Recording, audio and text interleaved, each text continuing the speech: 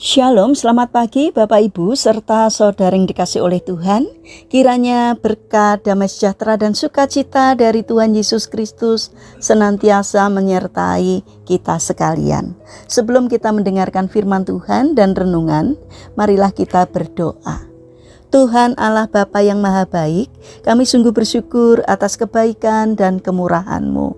Karena Engkau Tuhan yang selalu melindungi dan memberikan pertolongan dalam kehidupan kami.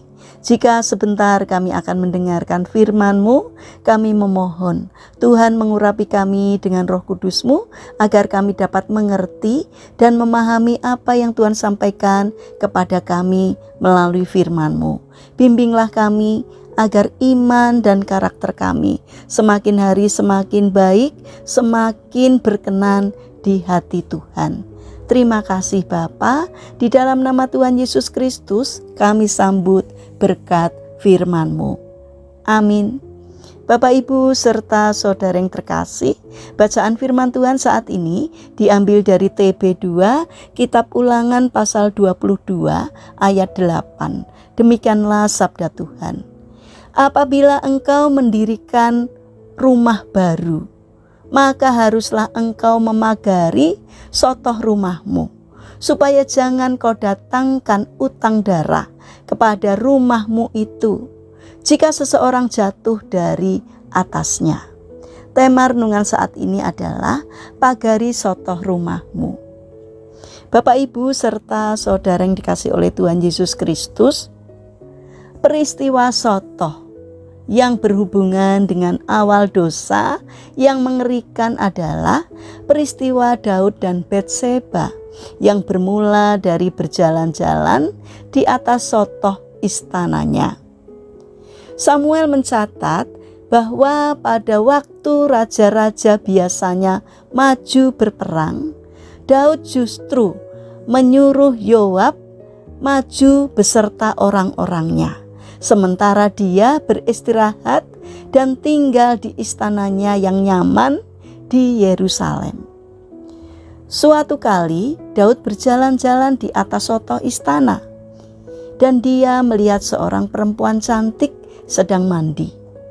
Awal kejatuhan Daud dimulai ketika dia berada di tempat yang seharusnya dia tidak berada pada waktu itu, yakni di atas sotoh. Sebagai seorang raja, Daud menggunakan kekuasaannya untuk menjalankan niat jahatnya. Siapakah yang berani menolak perintah raja? Demikianlah yang terjadi dengan Batseba. Dia tidak berani menolak ketika suruhan Daud datang dan mengambil dia untuk dibawa ke istana Daud. Setelah Daud mengetahui bahwa Batseba mengandung, dia pun menggunakan kekuasaannya untuk memperdaya Uria, suami dari Batseba. Tindakan Daud ini berujung kepada kematian Uria. Semua rentetan kejahatan yang mengerikan ini bermula ketika Daud berada di atas sotoh. Bapak Ibu serta saudara yang terkasih, belajar dari kisah Daud tersebut, maka kita akan mengambil arti rohani dari ayat perenungan kita hari ini. Maka haruslah engkau memagari sotoh rumahmu. Semua kita, baik rohaniawan maupun kaum awan, rentan jatuh dalam dosa.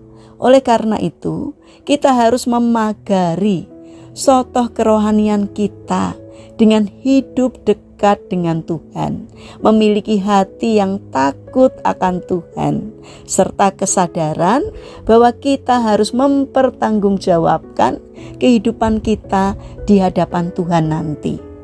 Mari pasang pagar yang kuat di sekitar sotoh kerohanian kita, sehingga kita tidak jatuh ke dalam dosa yang dapat berakibat kebinasaan.